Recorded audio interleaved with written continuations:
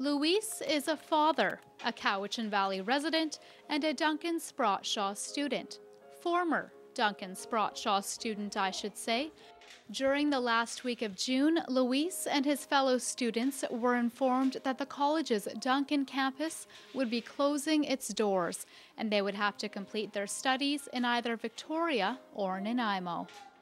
At first was very like a shock. Everyone was being, what's going on? I was a little bit flabbergasted at first because we're just trying to think of like, what's our next plan? Well, you know, we have a fairly large family nowadays. We have 4 kids, so we just had to sort of figure out what we're going to do next. The closure is the result of BC Student Aid de-designating the Sprott-Shaw campus as a college because the default rate on their student loans was just too high. This means in past years, not enough students were actually paying back their loans. And because about 75% of the students relied on that kind of aid, enrollment numbers fell too low for them to continue operations. We received a written statement from Advanced Education Minister NAOMI YAMAMOTO stating, despite the fact that Sprott-Shaw has worked towards making improvements at their Duncan location in order to protect students from unreasonable financial risk and to ensure the best interests of the public are served, the difficult decision was made not to continue granting publicly funded student loans at this location. When I came and spoke to the students, they were very disappointed, and it was obvious that much of that disappointment was based on the fact that they like to study locally in Duncan. I'm a graduate from Sprott-Shaw myself, and I think it really heavily relies on the students, you know, how much they want to partake in their life when they graduate. You know, if they really want to pursue a job, then it's up to them. If they want to pay their student loan off, that's up to them. Originally, the campus was to close in the middle of July, but that date has now been pushed back until the fall.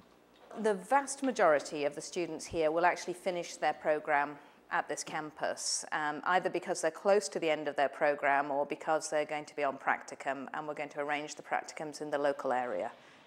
Vice President of Operations John PREDYK, who was in Vancouver during the time of filming, informed me over the phone that a gas allowance would be given to those students who would have to commute.